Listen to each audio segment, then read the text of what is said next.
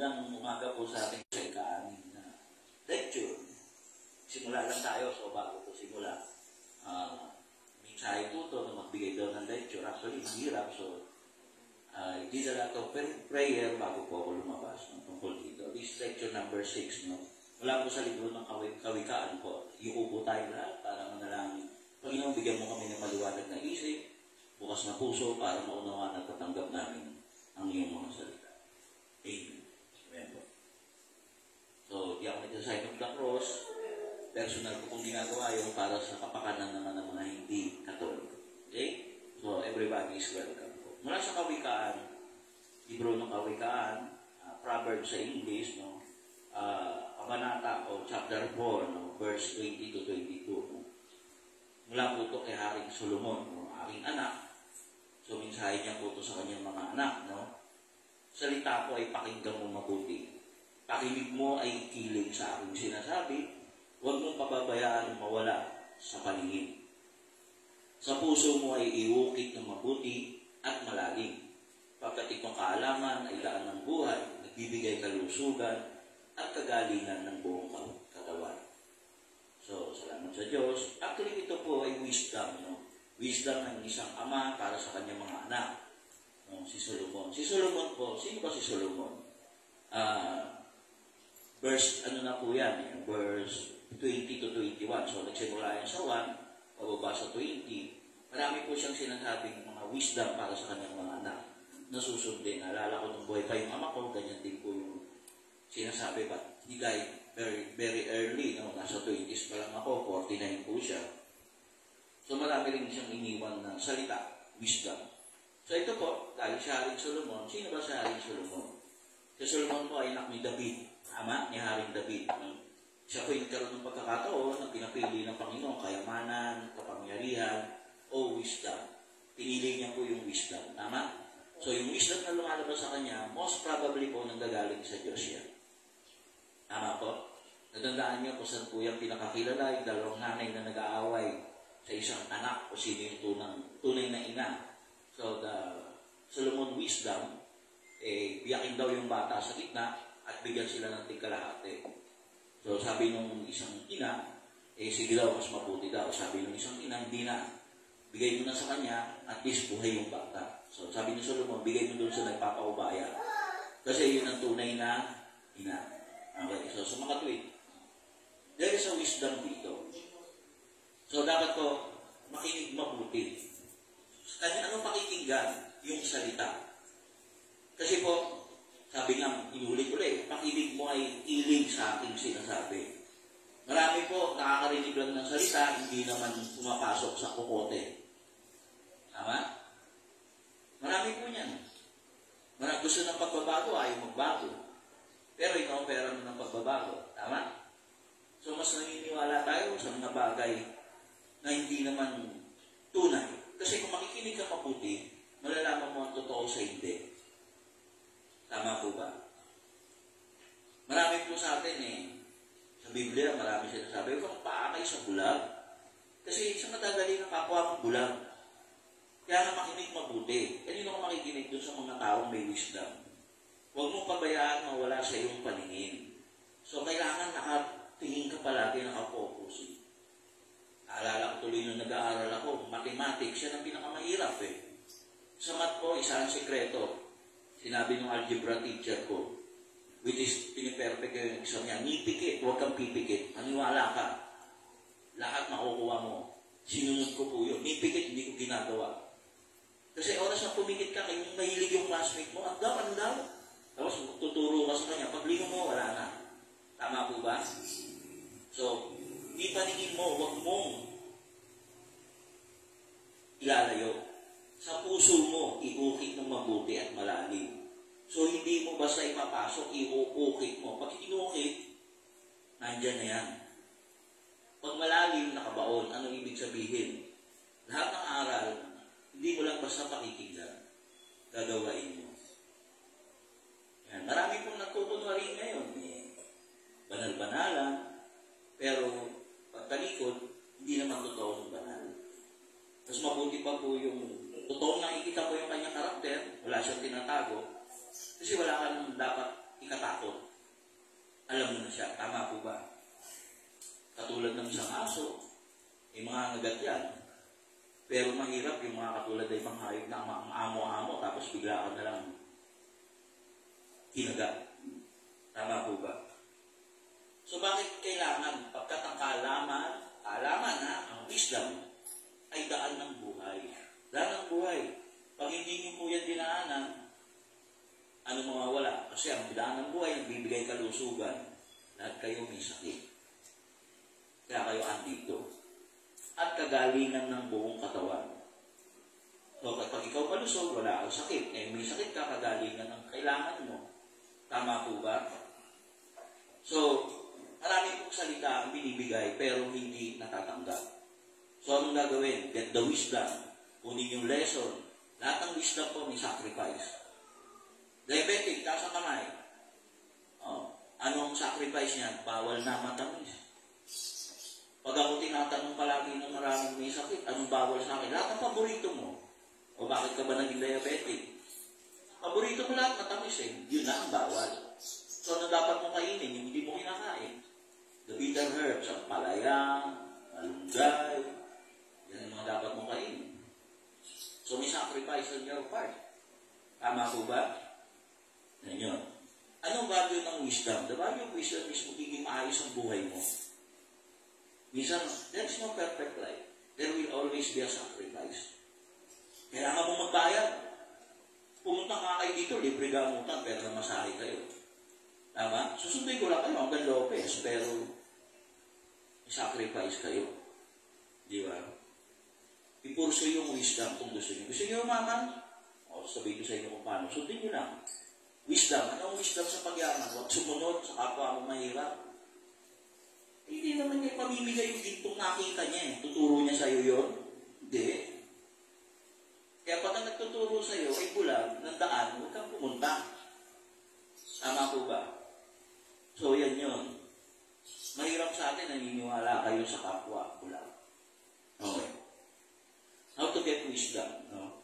Learning the wisdom and live the wisdom. Paying attention. Yan, maganda ngayon, walang tulog. Isa lang. Pero parang namayapa na. Dalawa. Nagising na yung isa. Kaya pag uwi niya, pagbalik niya, mahirap pa rin. Isakit pa rin. Tulog eh. Di ba? Pakinggan lahat ng salita. Pakinggan. I-absorb yung ibig sabihin. Pati yung between the lines. Di ba? Hearing and reading between the lines. Naintindihan niyo ba yun? Dapat may malalim na kahulugan yan. Huwag kang mawawala ng sight. Si ate, nakikita ko yan, talagang yung sight niya nakadiretso. Bubuksan ko lahat ng mata mo sa realidad. Ang mundo po kasi, alam niyo po, maraming ilusyon. Di ba? Anong ilusyon? Pag bata ka, mag-aaral ka daw mabuti. Tama? Pag nakapag-aral ka, nakatapos ka, maghanap ng trabaho. Di ba? Pag nakatrabaho ka, mag-iipon ka. By the time na makaipon ka, retired ka na. Kasi kaya ka nag-ipon, kaya ka nag-aaral, simula ng bata ka para makain mo gusto mo. Pag nakatapos ka na, hindi mo na makain gusto mo. Bawal na, matanda ka na eh.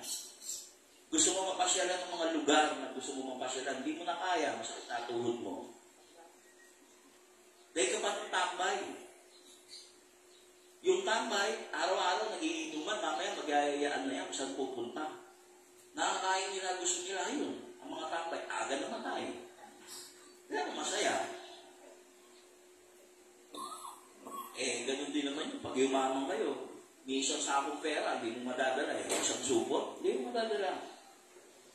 So, kung saan ang mataas sa realidad, no? Tandaan po natin, hindi tayo nabubuhay para sa araw na ito lang. Nabubuhay tayo para sa susunod na mga araw, para sa susunod na henerasyon, magiging anak natin. Yan. Kaya minsan natatawa ako eh. Meron ako dating gusto-gusto, no? Eh, hindi naman kami naging Kasi ganun lang naman ako eh. Gusto-gusto ko, nag-asawa siya ng iba. So, nag-asawa siya ng iba, naging saki. Saki din yung naging anak niya. Pag binibiro ko, kasi hindi ka sa akin, hindi tayo yun nagkatuluyan. Kasi kung hindi, magandang lahi sana. Hindi lang walang sakit mong gagamot pa. Tama po ba? So, sa panahon ngayon, maging matalino. Maging matalino. timbangin ang mga sakripisyong harapin at saka yung mga gain. Di ba? So, hindi nyo tinitimbang eh. Tinitimbang nyo ba? Kung makukuha natin pagpunta kayo sa inyo, aba, kayo, patutunganan. O masaya kayo, di ba? Sa iba, malungkot ka eh. Pag may ganito, iyakan, bawal umiyak ha. Pag meron akong gagamutin, kung gagawin tutumba, wala akong tumutumba rito ha. Pag tumumba ka, tatayo ka namin ulit. Bakit po? Kasi si Kristo nung gagamot, nakahiga ka, pinatatayo eh. Wala po siyang hinuwakan na nakatayo tumumba. Alam ko po, marami sa inyo nagpagamot na gano'n. Diretso po, mga pastor, mga pari tayo ng gagamot. Nakatayo kayo, pag ginawa kayo, tutumba. Sumatabay ng lakas, hindi po. Sumatabay ng kapangyarihan, hindi po. Ang sumatan ng lakas at kapangyarihan, yung ginawa ni Kristo, yun ang inuulit mo. Ano yun? Yung mahina ka, lalakas ka. Yung nakaupo ka, kaya kang patayuin. Yung hindi ka makalakad, palalakarin ka. Hindi yung nakatayo ka, pumunta sa gamutan, bigla kang tumumba. Kabaliktaran nyo. O, di ba? Talino nyo na ngayon. Timbangin nyo, mga sakripisyo. Sabi ko sa inyo po, makaiba ako. Kasi kung gagayahin ko sila, huwag na tayo magsalita dito. Pakinggan na lang natin sila. Pero ngayon po kayo makakarinig ng mga bago at mayroong sentido komon. Oo nga, ano? Nagpunta kami dun, malakas kami, bakit kami tumumba? Ang pagtumba po ba ay paggaling? Hindi. Ang paggaling po, yung mahina ka, nahihilo ka, tatayo ka. Tama? Hindi ka makalakad, tatayo ka. Paano mo naman paggaling yung nakatayo ka, pag hawak sa'yo, tutumba ka, nahihilo ka, hindi mo maramdaman, yung iba tinulak daw. Ito nga, ba't ka nagpatulak? Sorry po for the word, pero yun po talaga yan. I-kurso nyo yung wisdom. Bakit ba ako dito? 24 years po. Libre yung gamutan. Bakit po? Okay na yung doktor naningil. Nag-aaral na 10 taon yun eh. Gumastos yun. Ako po, isang araw gumising ako. 33 years old po ako noon. So, 24 years, kaya batang-bata pa ako. Isang umaga o isang gabi, nagising na lang po ako. May kapangyarihan ako manggamot. Hindi naman ako nag-aaral. Ayaw ko maniwala, pero mga naka-wheelchair, naglalakad, may mga cancer, gumagaling. Si Miss Linda po. Yan ang unang pasyente, 7 bukol po yan sa dibdib. Nung gumaling po siya, siyang nabukol ang natanggal po. Yung 7 sakit, yung 2 po yung suso talaga, natanggal. Wala na eh. Hindi, suso tawag yan eh. Tama po ba? So, ayun po yun. Yung values at saka lesson, yan po yung daan ng buhay. Yan po yung pinangako ng Diyos. Kung mamili kayo, makipaglokohan kayo. Di ba? Makipaglokohan kayo. Ito po magpapayaman sa inyo. Mga kasama ko sa Manawag, taas kamay. Nakasama kayo ng Manawag. Alam niyo ba magastos pumunta ng Manawag? Ngayon, mahal ang toll gate, mahal ang gasolina. Pagdating doon, may pagkain pa kayo galing sa akin, tama? Pero may baon din kayo. Pero inuwi nyo pagkatapos.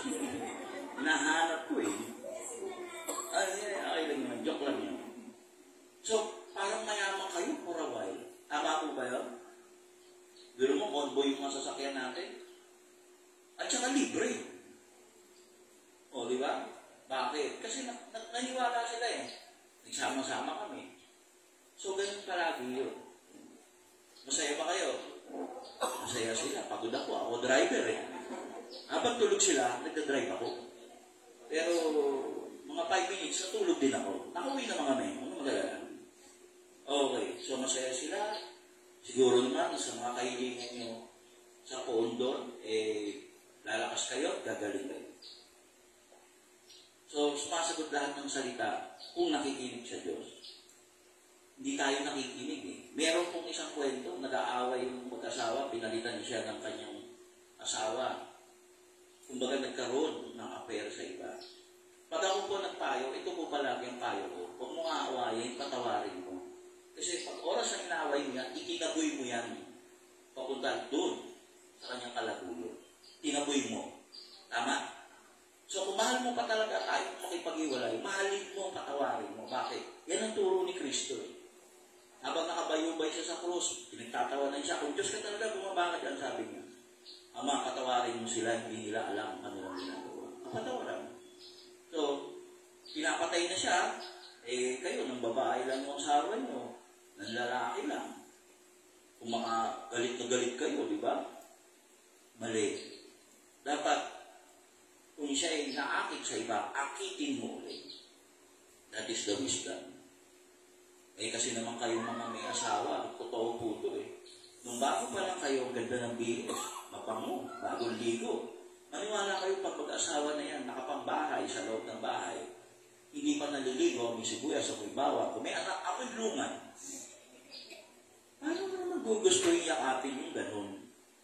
Siyempre, makakita yan sa labas na bagong ligo, mabango, yung katulad mo, nung nagsisimula kayo. So, anong moral of the lesson? Panatilihin. Kung ano ka, parang pagmamahal manatili. Huwag na huwag kayong mga away.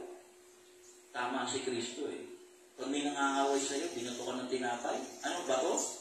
Batuin mo na tinapay, nasa garapon. Tinapay pa rin yun, nasa garapon lang. Putok ulo, garapon. Sabi ba yung garapon? Matatandang tao, alam nila yung garapon Yung pinalalagyan ng mga tinapay, diba? Okay. Tawarin mo ng 7 times 7 times 7. Kasi hindi magiging masaya buhay nyo pag may kaaway kayo. Tama, mali. Meron kayong 1,000 kaibigan. Masaya yun, pero meron kayo isang kaaway. Gagawin mo, lingungan ng lingon. Tama, mali.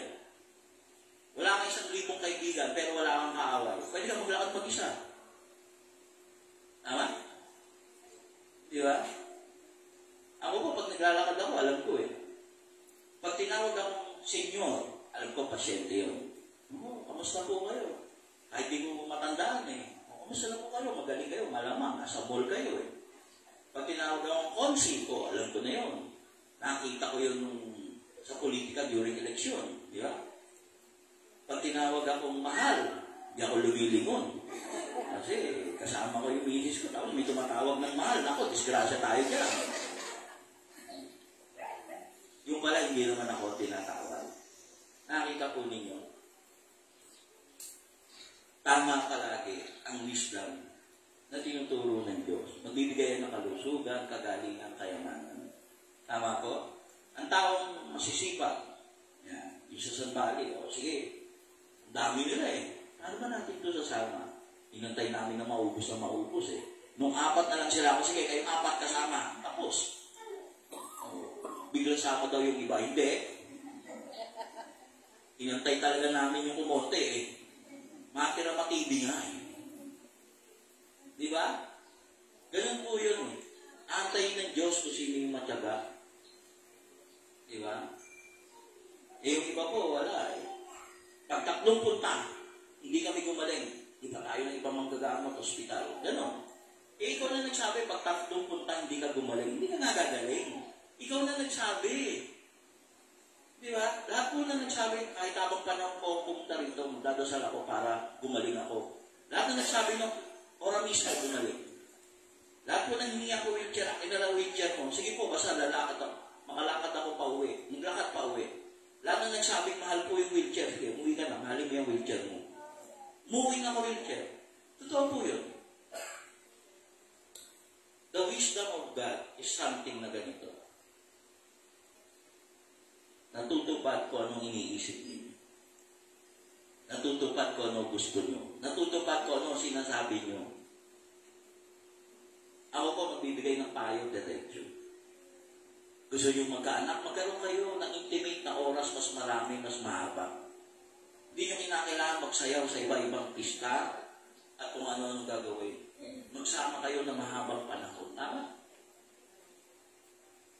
Paano ba ginagawa ang bata sa pagsasayaw ba? Hindi. Sa paminiig, tama po kayo. Magkaroon kayo ng mahabang oras. Ikaw ba, ate, ilang anak ang gusto mo? 2? Pareho tayo, marami tayong something common, Tama ng tawa. Ikaw, ilan ang gusto mo anak? Ayaw mo na. Ilan naging anak niyo po? 3. Okay. So, nakuha po ninyo, ang buhay ko, pasayahan, sabi nga nila, lalo na sa panahon na to. Hindi na yung paramihan ng pera. Kasi Kasi ibang dami-dami pera nasa bangko. Tama, mali. Makinig kayo. Ang pera mo nasa bangko, hindi mo pera yon. Bangko ang may-ari no. Bakit? Siya magpapautang, siya ang mag-i-interest, siya ang makikinabang. Binibigyan ka interest? Oo, kapiranggot. Pero buwan-buwan, pag hindi mo ginalaw yun, meron kang penalty. Pag ginalaw mo, may service charge. Pag tinignan mo yung interest, mas maliit kaysa dun sa ginastos mo. Kasi po, accrued accounting na ngayon. Pag pera, hindi mo kayang gastusin, hindi mo pera yon. Pera ng ibang tao yun. Kaya po, pag marami ang pera, gastos tayong bago, ano tayo? Gastusin yan. Sabi nila, ba't ikaw? Ang gastos ko, bakit? Ano mo yung pera? Di ba? Hindi mo naman madadala yan. Bumila ako ng mga bagay na gusto ko. O, hindi nagagawa ko yung gusto ko. Ako yung tao nagagawa ko yung gusto ko. Kasi may iksin lang buhay eh. Si Queen Elizabeth nga, ilang taon? 96? Ang yaman nun. May nadala ba? Wala. Corona niya, hindi niya nadala eh. Di ba? Mabubulok rin siya. Kaya ako, uwi na kayo, huwag na kayo magpagamot. Magpakasaya na lang kayo. Paano humaba ang buhay? Bigyan niyo ng dahilan para humaba ang buhay niyo. Anong dahilan? Tutulong pa kayo sa kapwa niyo. Makikita ng Diyos yun. Dahil lahat ng tao po ay isa dasal. Ang dasal nila palagi, gusto kong mabuhay Panginoon kasi maliliit pa anak ko. Kahit mamatay ka bukas, promise, lalaki yung anak mo. Kawawa naman asawa ko po, batang-bata pa. Kung ka maawa dyan, pagpapalit ka niya, natapos ang 1 taon. Wala pang 1 taon. Di pa nakabot ng babanduksan, nagbaba ang pantina. Marami yan. Pasensya na po, pero yung buwan totoo. Para makabuhay, bigyan mo ng magandang dahilan ng sarili mo. Dahil pag iba ang dasal mo, maririnig ng Diyos yun. Sasabihin niya, yun, iba yung dasal mo, kunin mo nga yun. Tama? Nung marami kayo, ano ba natin sasama sa bali? Sa jeep sila, animal. Ano natin yung sasama yan? Ang dami ay nakalive, sorry. Nung 4 na lang sila, nung 4 na lang sila, ayun, samaw na yan. Di ba? Bilis? Samaw na yan. May mga umabol pa, hindi. Walang kabulan. Ganun ang Diyos eh. Pag may sintonado ba sa choir, sino maririnig mo? Yung sintonado. Pag may sasayawan, may kaliwa pa, isang grupo, sino yung nagkakamali? Yun ang makikita mo, di ba? Ganun din yun. Kung may kakaibang dasal, maririnig kayo ng Diyos. Bigyan nyo ng dahilan para kayo umaling. O paano yumaman? Bigyan mo ng dahilan. Paano kayo yumaman? Gusto nyo manalo ng loto, hindi ka nga marunong gumastos. Di ba? Paano kung marunong gumastos? Pera mo, nakaganon. Di ba? Di ka man lang magpakain sa tao. Di ka man lang mag-blow out. Di ba? Natuwa nga ako sa isang grupo, magkatbahin nyo sa jeep. Pareho din. Di naman nagbabago, no? Eh marami kayo, konti, no? So, yun yung mga yayaman. Kasi meron ano yan eh. Ay, ibang klase ito. Makikita mo eh. Kasi kung konti tayo, huwag na tayong tumuloy. Kasi mahal yung jeep eh. Pero hindi, tuloy. Yayaman kayo. Ako po, pag wala na akong pera, pinimimigay ko na yung pera ko na titira eh. Hindi na ako mabubuhay ng pera ko. Marami. Eh, totoo naman kasi, paano ka tatanggap ng pera kung nakaganon yung kamay mo? Nakakatanggap ka ng pera yung kamay na nakaganito. Ang kamay na nakakatanggap ng grasya ay nakabukas. Pag nakabukas yan, wala na yung laman. So, kaya hindi kayo mayaman eh. Ang daming yung dasal. Sana manalo pa akong loto, mapapatayo ako ng simbahan. Hindi totoo yan. Lahat ng tao yun ang dasal. Hindi pa po ako nanalo loto. Nakadalawa simbahan na kami pinagawa. Ako po, kasama mga kaibigan ko, tsaka ibang pasyente. O, di ba? Mabait na ako, maka-Diyos pa ako. Totoo, may video na may panoorin. Nagpaplano mga kami ng pangatlo eh. Somewhere dito. Hindi sa inyo, kabilang barangay. Okay. Hindi ako nanalo loto. Kaya ang grasya, hindi na uubos. Di ba? Subukan nyo, pag takot na takot kayo matapakan ng sapatos nyo. Bago sapatos nyo, bagong labas sapatos nyo, takot na takot kayo. Sa jeep, tinatago nyo. Di ba doon natatapakan? Di ba? Samantalang sapatos mo, luma, madumi, kalat-kalat lang, natatapakan ka? Hindi. Pag bagong bakuna ka, kaliwat kanan naman yan, isa lang babakunahan. Kung saan yung bakuna, yun ang makakampas. Tama mali. Kasi nga, takot ng takot kayo eh. Yung ayaw nyo mangyari, ini-invite nyo, dapat gawin nyo yung mga bagay na gusto nyo mangyari. Di ba? O, nag-iisip kayo. Kaya mahirap kayo. Ayaw nyo sumaya. Palagi ang daming takot. Nakatakutan mo. Di ba? Gawin mo yung gusto mo. Kasi hindi ka nakakasakit ng kapwa mo. Hindi ka nang sasamantala sa kapwa mo. Diyos na ang husga sa'yo. Tama po? So, sa salita ni Solomon. Si Solomon po, 700 ang asawa. 300 ang concubine. Ibig sabihin hindi niya asawa yun. Ang tatay niya po si David. 300 ang asawa, 700 ang concubine. So sila magkamatig 1,000. Pero mahal pa rin sila ng Diyos. Bakit? Sila po ay naglingkod sa Diyos at sa kapwa. Wala pong perfectong tao. Maski si Solomon, maski si David, maski kayo. Sa gitna po ng ating kakulangan, kasalanan, nandiyan ang Diyos. Kung mahal mo talaga ang kapwa. Bigyan nyo ng dahilan para mabuhay kayo. Bigyan nyo ng dahilan para yumaman kayo. Huwag kayo humingi ng loto para sa sarili nyo dahil hindi nyo kayang gumastos. Masisira lang buhay nyo. Basta okay na yung magkaroon kayo ng isang kotse, 2 kotse, 2 bahay, okay na yun. Eh kasi kung ano pa yung hihiling nyo. Tama po ba? So, tatapusin ko po yung salita ko sa wala pong perfectong tao. Lahat po tayo ay may kasalanan, may pagkukulang. So, magdesisyon kayo anong daan ang dadaanan. The wisdom of Solomon is something like this. Palaging pantay sa lahat. Palaging lahat dapat masaya. Dapat nabubuhay ka ng para sa Diyos at sa kapwa. Marami po salamat.